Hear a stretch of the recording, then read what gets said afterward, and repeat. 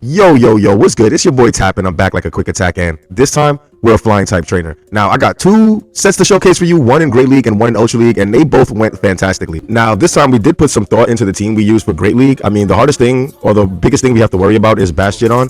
For UL, we got really hyped about using Bacon Bird with Oblivion Wing. If you don't know who Bacon Bird is, that is shiny Yveltal. So we got really hyped about using Bacon Bird in the UL, but for Great League, we did put some thought into it. So first, of course, we have to think about the advantages and disadvantages of the flying type. As a flying type gym leader, our flying type moves are super effective against grass, fighting, and bug.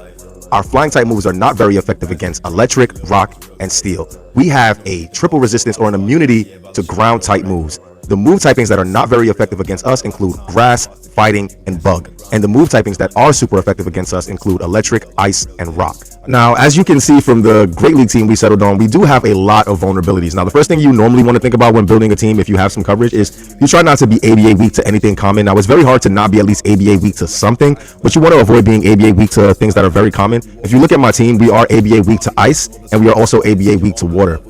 In the back, we're ABB weak to rock, but because we have the ground flying type and that of Gligar, we do have an answer to rock types in the front. Even though we are ABA weak to ice, we do have some fighting. Like, we can fight back because there is Aura Sphere, a new move that Togekiss got recently, and it is a fighting type move. And because of this, Togekiss can fight back against ice typings rather, and so we're not completely vulnerable if we see an ice type in a lead. We can probably safe swap our Talonflame, try to get maybe an advantage or switch advantage or a shield advantage, and open up the way for Togekiss to take care of the ice type that we were afraid of. Now, we don't want to lose the Bastion. Like, that's just number one. Anytime you're building one of these teams, I realized I've been doing this. I mean, we did all 18 types so far, and I'm uploading the videos periodically.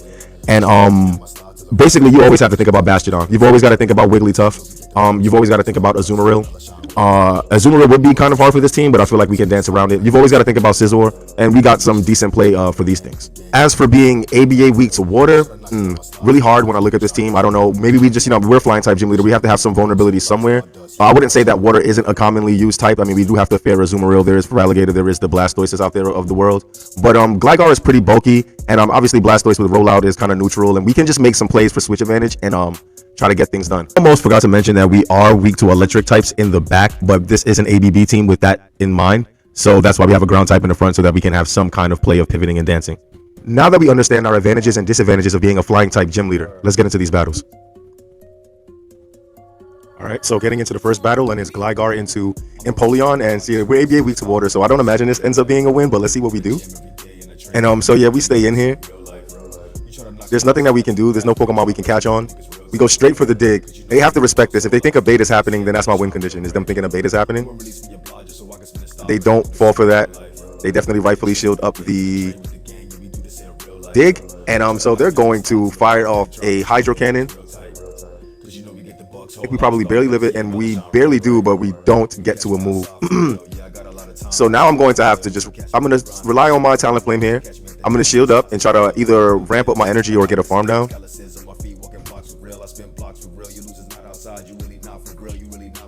And they throw one really good timing. They throw after two, which is good timing. And yeah, we just have to hope that we can make something happen here. I don't see a realm where we can. They have to let this go, and I don't understand. They do shield it, so I decide I'm going to take the Hydro Cannon on something I can live it. They come in with Charizard, and since we're on it, we got a head start. It would be nice to be on Ancient Power here, not gonna lie, but we're not. So we go for the Side Shock. Ooh, Side Shock does a lot. They're going to outpace us to the Blast Burn, and Blast Burn should take us out. So let's see if we can get an Incinerate farm down here before they can get an Air Cutter. And no, we can't. They get the Air Cutter. And yeah, like I said, this is a nice team. Ooh, well, we live it okay.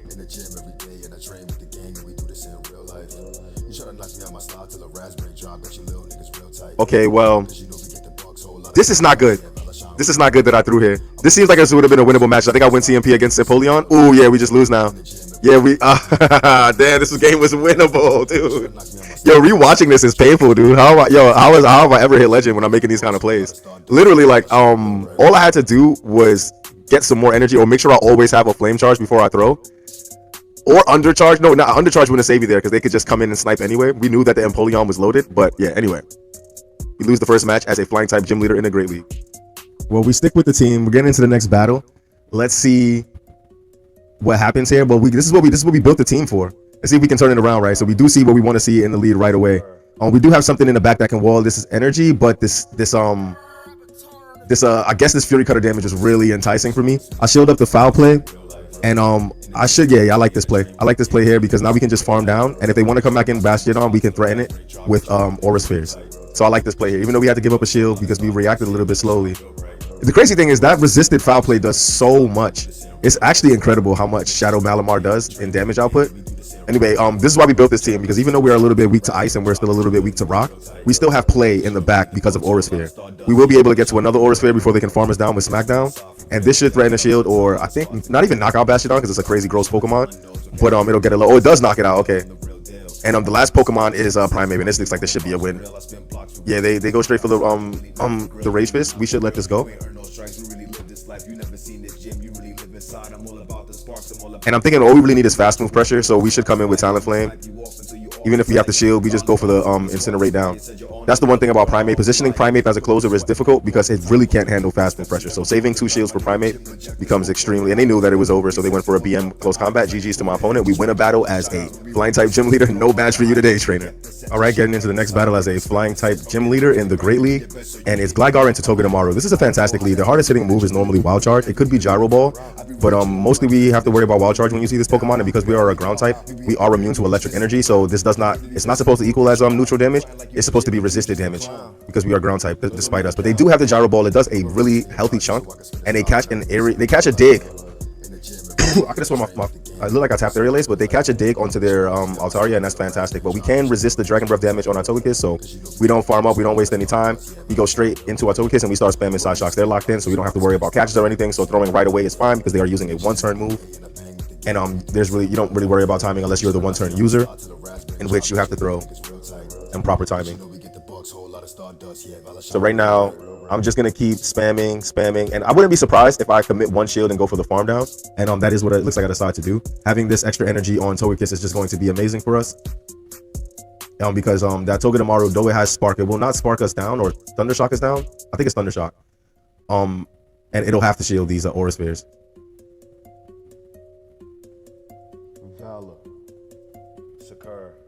Boom, shields the Aura Sphere, and I have another one loaded up for them. Now they could have went for a cheeky catch there, but I would rather just be on all offense right now. And we do get the shield, and instead of even oh, I love this play, bro. We have a shield advantage on our Talonflame, so we come in right away and go for the head start instead. Now I really do wish we just went fly here, but basically if we can get one boosted Incinerate off onto that one boosted Incinerate off onto that Togedemaru will put us in a real good position, and they'll have to send their Wild Charge. If they're on Gyro Ball Wild Charge, they'll have to send their Wild Charge, and it'll put them in a really bad position.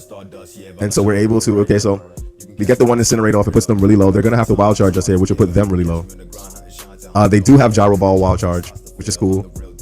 I think we're still in a good range where we would live a Gyro Ball, where we're able to make it to dig, and we get rid of this is a fantastic lining for us, but also a really fun game. GG's to my opponent. Okay, getting into the next battle as a flying type gym leader. Oh my god, we get lucky as hell with another Bastiodon lead, and again, that's why being thoughtful as a gym leader is amazing here. Now they come in with a fake Incinerator, we come in with a real Incinerator. We resist this damage, but I don't like this play, I won't lie, because now we just really put that Bastiodon in a really good position. And they full send a Shadow Ball, I just let it go. Yeah, I respect this play because I feel like that was the bad swap. We shouldn't have made that swap, honestly. So yeah, we're gonna have to just commit to a farm down here and hope that Gligar has played on both Bastiodon and the last Pokemon. Likely not, because they safe swap this Pokemon here, meaning they probably have a hard counter that they want to put onto my Gligar. Let's see how this plays out. They come in with Bastiodon, we do one, and we queue up an Aura Sphere. I don't imagine this gets a shield. Everybody knows what their Bastiodon is capable of at this point, so it's definitely able to live one Aura Sphere. Okay, we do 4 pecks, and we queue up another Aura Sphere.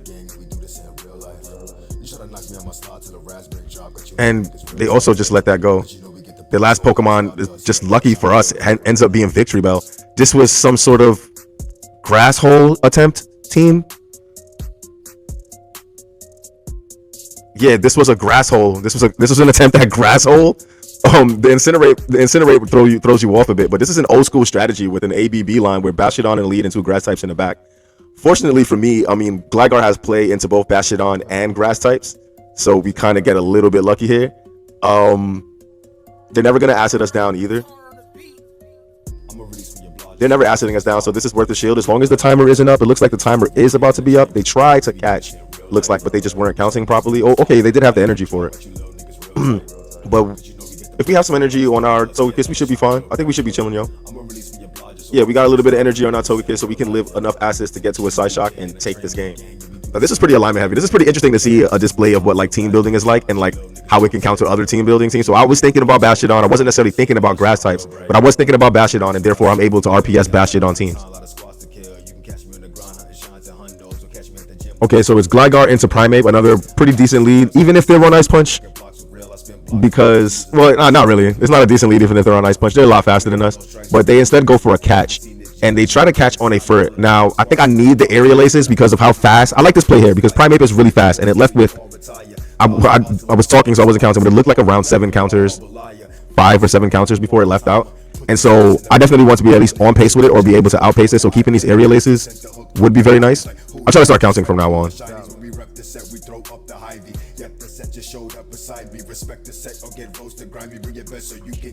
But you're really we're thinking about the logic and the thought process of like what we're thinking about when we make these decisions. And I don't think we're gonna get to any moves here. They think that we are, and that's respectable. They thought we would. I mean, it is a triple resisted because we are fairy and flying. The karate chops rather would really hurt. But like again, Primeape cannot handle fast move pressure. So coming in here is actually fine. Because he's boosted, I wouldn't mind putting up a shield here. And we do put up a shield. They're probably gonna switch out because they don't want to be handling this fast move pressure here, and they don't. So it must be something else. They must be something else really weak to a Talonflame in the back. Oh, it's Cradily. Now I think basically I need to get 2 shields and a lot of damage off of this thing. If I can get both of the shields and a lot of Incinerate damage off on this thing, I have some play here because it'll just take me a lot of Fury Cutters, and we're also loaded also on our Gligar already. So this Incinerate damage should be really nice. I like this switching out right away instead of letting them just get rid of our Pokemon, because even if we get debuffed here later on, we can shake it off. But boom, we get the dig off, and we're very close to another dig because of all the energy we save. I think we played this fantastically. And this is another reason why I settled for non-Shadow Gligar. Someone asked in chat, as you can see right there, the game lags a little bit and they're able to get a catch because of that. I'm hearing the VOD right now, so I'm complaining on the VOD like the lag. I would have never let that happen if not for the lag. But we're able to get to an aerial ace anyway because they're thinking they need to double up. They got to get rid of my Gligar and they got to get rid of my Talonflame. And so despite the lag and the catch, we are able to land our aerial ace into that Cradily, and it is enough damage to get rid of it. And we win another battle as a flying type gym leader in the Great League. Now, I think we end up claiming a 4-1 here. And then we do a couple more battles. We try to recreate the magic and it doesn't happen. And so we move on to UL. So I'll be showing you some Bacon Bird. Right, getting into the next battle as a UL flying type gym leader, and it's Talonflame into Gyarados, and this is a absolute horrible lead, but we do have answer in the back, so I do want to maybe force out a pivot situation. Now this was either a panic swap or they have no real hard answer to a flying type, or they saw the dark typing and brought their fighting typing right away. They didn't really see like the flying, but they're gonna have to give up shields. And the best part about this is we can boost up our defense with Oblivion Wing, which is the real reason why we were so hyped about using this. So they do charge up to the Stone Edge, and we were hyped about using Yveltal. We counted and we properly shielded up the Stone Edge.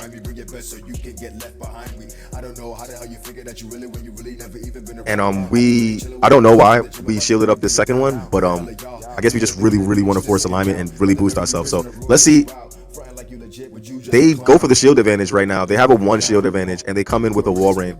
Now this is not the best situation, but we are extremely boosted.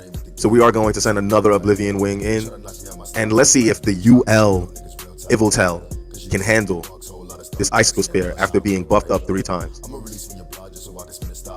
And we live it by 1, and we get 1 damage off, right?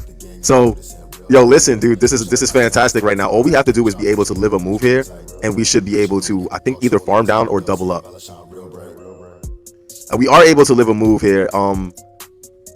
We have to throw a Drill Peck here, or I think we just lose the fast move pressure. We kind of have to get a shield from them. We do get a shield from them, and ouch. Ooh, and we drop a Drill Peck, which is horrible business. This might be fine though, This might be fine though, but I really wish we sent the drill pack.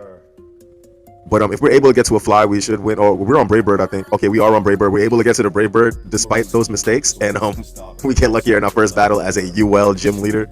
Oh man, I really wish you sent the drill pack. GG's to my opponent, bro. Well, getting into another battle as a Ultra League flying type gym leader, and it's Talonflame into Toucannon. Now, Toucannon is a similar Pokemon to Primeape in that it really can't handle fast move pressure if it's heavy. So I think I do want to stay here. It's a little bit bulkier in Ultra League.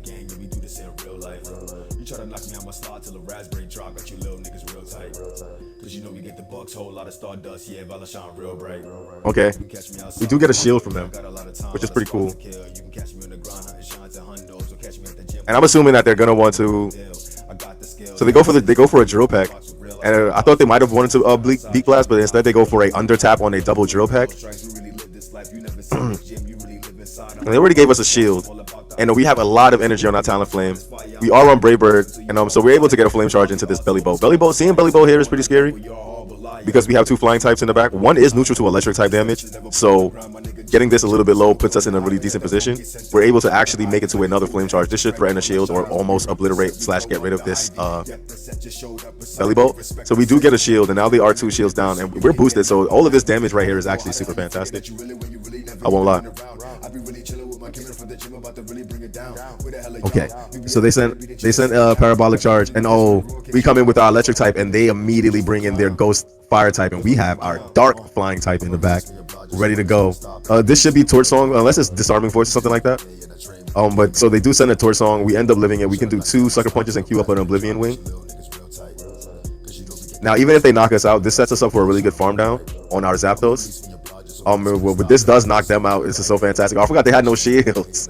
And the sucker punches, because we're boosted, do nothing to the Bacon Bird, bro. I'm trying to tell you, we should put probably Bacon Bird. We have to put Bacon Bird in the thumbnail, man, because Bacon Bird was the reason why we won. This is actually my homie Nurse Joy Sim. Shout out to he's Nurse Joy Sim on Twitter. This is my friend here, and I think he might have gave us this win. So this might be I think this might be a false 5-0 if I remember correctly, but let's see now. Let's actually see now. We were meant to win, right? So we got a Licky in the lead, right? And it's a rollout user. We cannot have our fire flying type take any of that rollout damage. So we immediately safe swap into our Yveltal that can start buffing up its attack. They safe swap into a Lapras, which we can resist all the side waves, and their hardest hitting damage is either Skull Bash or Ice Beam.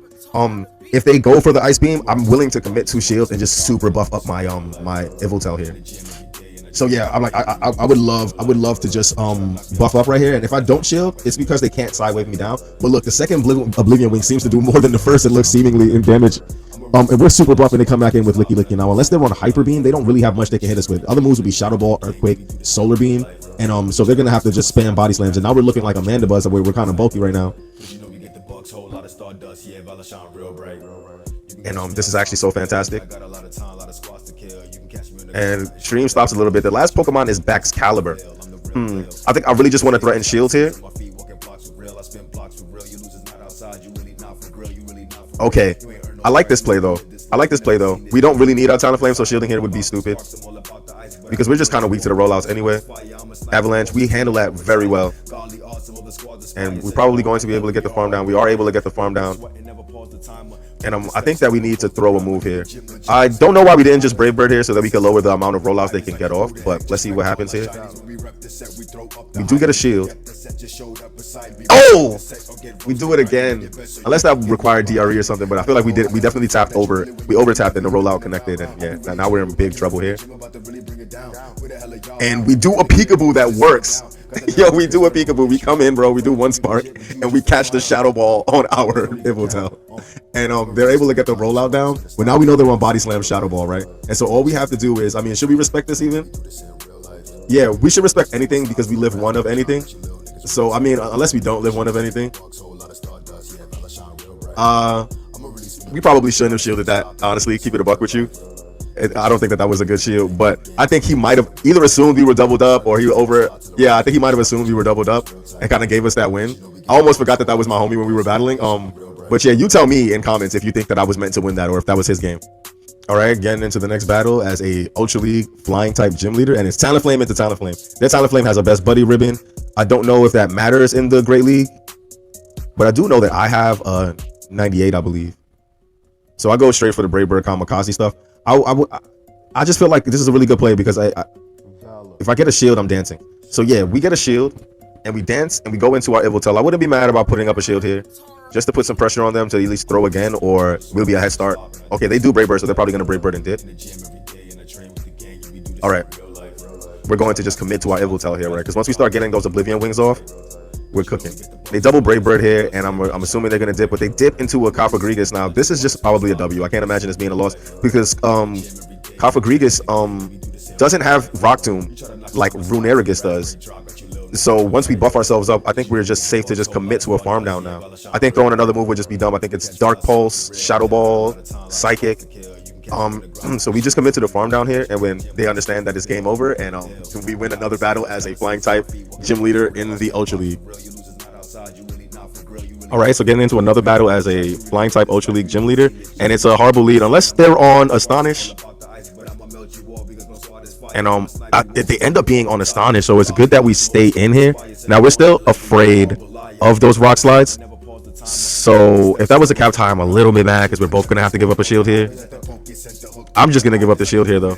I'm just gonna give up my shield here. They let the Brave Bird go through, maybe anticipating a flame charge first.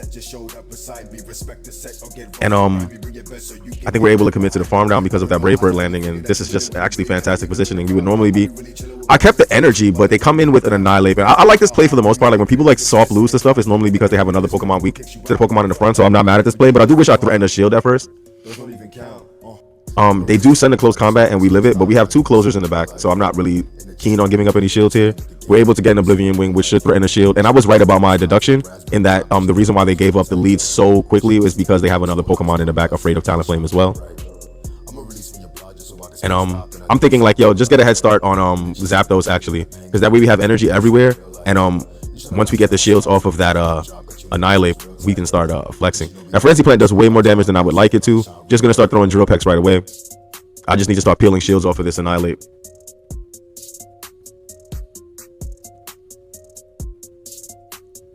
Now it's probably, unless I'm loaded, yeah, it's probably worth it to shield because I do think I have a move loaded on my Talonflame here because we pivoted out and saved the energy, and so we should get the final shield from our Drill Peck, and we'll come out. And we were one away from a move. We do get to the Brave Bird here, and the Brave Bird is way more than enough damage to get rid of this Annihilate. And yo, it was actually extremely fun using Bacon Bird and Talonflame and Zapdos. So let's not sleep on Zapdos. Actually, Zapdos was actually extremely fun. So we're able to pull off the illest 5-0. We're able to pull off the illest 5-0, and as a flying type gym leader in the UL using the Bacon Bird. And I hope you enjoyed the battles. If you did, please like, subscribe, share with your friends. I am the same name on every single social media platform. That is Tapu Sakur on Instagram, X, Discord, everything. You're able to find me. I appreciate y'all hanging out, yo. It's your boy Tap, and I'm out. Peace. Wait. Don't leave yet. That's also Twitch, which I primarily stream on. That's every day around 9:30, 10 p.m. EST, every day on Twitch. So yeah, please check me out on Twitch. And once again, yo, thank you for hanging out, yo. It's your boy Tap, and I'm out. Peace.